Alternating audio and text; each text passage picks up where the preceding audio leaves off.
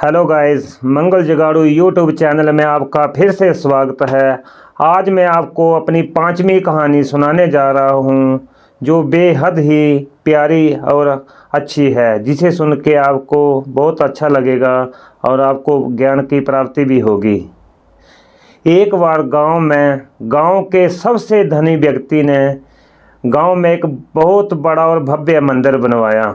मंदिर जब बनकर तैयार हुआ, बहुत सारे दर्शनार्थी मंदिर में दर्शन लाभ के लिए पहुंचने लगे। मंदिर की भव्यता को देख लोग मंदिर का गुणगान करते नहीं थकते थे। समय के साथ मंदिर की ख्याति जाने माने और बड़े मंदिरों में होने लगी।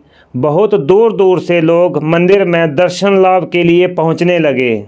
मंदिर में श्रद्धालुओं की बढ़ती संख्या को देख उस धनी व्यक्ति ने मंदिर में ही श्रद्धालुओं के लिए भोजन की और ठहरने की व्यवस्था का प्रबंध कर दिया। लेकिन धनी व्यक्ति को जल्दी ही एक ऐसे व्यक्ति की आवश्यकता हुई जो मंदिर में इन सभी व्यवस्थाओं की देख रेख और मंदिर की देखभाल अच्छी तरह से कर सके। अगले ही दिन धनी व्यक्ति ने मंदिर के बाहर मंदिर के व्यवस्थापक के लिए एक नोटिस लगा दिया।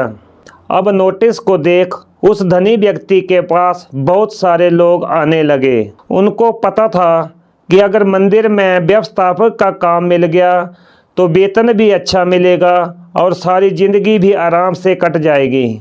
लेकिन धनी व्यक्ति उन सभी लोगों को मिलने के बाद उन सभी को लौटा देता और सभी से कहता कि मुझे एक योग्य व्यक्ति की तलाश है। बहुत सारे लोग लौटाए जाने पर धनी व्यक्ति को गालियां देते। कुछ लोग तो उन्हें मूर्ख और पागल तक भी कह देते। लेकिन वह धनी व्यक्ति किसी की बात पर ध्यान नहीं देता और मंदिर की व्यवस्था बनाए रखने के लिए एक योग्य व्यक्ति की तलाश में लगा रहता। धनी पुरुष रोज अपने घर की छत पर बैठकर मंदिर में आने जाने वाले सभी श्रद्धालुओं पर नज़र रखता। एक दिन बहुत गरीब व्यक्ति मंदिर में भगवान के दर्शन के लिए आया और धनी पुरुष घर की छत पर बैठकर उसे देख रहा था। उस गरीब व्यक्ति ने फटे हुए और मैले कपड़े पहन रखे थे, मगर वो देखने में पढ़ा लिखा लग रहा था।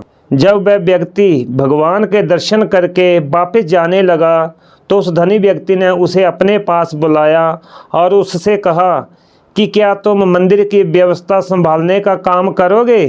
धनी व्यक्ति की बात सुनकर वह गरीब व्यक्ति आश्चर्य में पड़ गया और हाथ जोड़कर धनी पुरुष से कहने लगा कि मैं तो एक गरीब आदमी हूँ, इतने बड़े मंदिर की व्यवस्था का काम मैं कैसे संभाल पाऊँगा? धनी पुरुष ने मुस्कुराते हुए कहा कि मुझे मंदिर के प्रबंधन के लिए किसी धनी और अहंकारी व्यक्ति की तलाश नहीं है। मुझे तो एक योग्य व्यक्ति चाहिए जो कि इस मंदिर की व्यवस्था को संभाल सके। लेकिन इतने श्रद्धालुओं में से आपने मुझे ही योग्य व्यक्ति माना? उस गरीब व्यक्ति ने आश्चर्यजनक धनी पुरुष से पूछा। धनी व्यक्ति ने कहा, मैं जानता हूँ आप एक योग्य व्यक्ति हैं।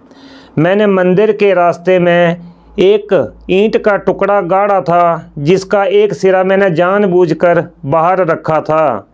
मंदिर में आने वाले श्रद्धालु उस ईंट के टुकड़े से ठोकर खाते और आगे निकल जाते। कई श्रद्धालु तो उस ईंट के टुकड़े से ठोकर गिर भी जाते थे, मगर किसी ने भी उस ईंट के टुकड़े को हटाने के बारे में कभी नहीं सोचा। मगर आपको देखा तो आपको ठोकर भी नहीं लगी और आपने बिना ठोकर खाए भी उस ईंट के टुकड़े को हटाने के बारे में सोचा। आप मजदूर के पास गए, वहाँ से फावड़ा लेकर आए और उस ईंट के टुकड़े को बाहर निकालकर वहाँ की मिट्टी समतल कर दी। धनी व्यक्ति की बात सुनकर उस गरीब व्यक्ति ने कहा, मैंने कोई महान कार्य नहीं किया है। दूसरों के बारे में सोचना और रास्ते में आने वाली दुविधाओं को दूर करना तो हर मनुष्य का कर्तव्य होता है। मैंने वही किया है जो कि मेरा कर्तव्य था। धनी पुरुष ने मुस्कुराते हुए कहा, अपने कर्तव्यों को जानने और उनका पालन करने वाले ही लोग योग्य होते हैं। इतना कहकर उस धनी व्यक्ति ने मंदिर प्रबंधन की जिम्मेवारी उस गरीब व्यक्ति को सौंप दी। दोस्तों, कोई हमें देख नहीं रहा है तो भी हमें अपने कर्तव्य कभी नहीं भूलने चाहिए। दोस्तों, कैसी लगी मेरी कहानी, प्लीज़ इस पर कमेंट ज़रूर करें ताकि मुझे हौसला मिले आगे की और कहानी बनाने के लिए। धन्यवाद।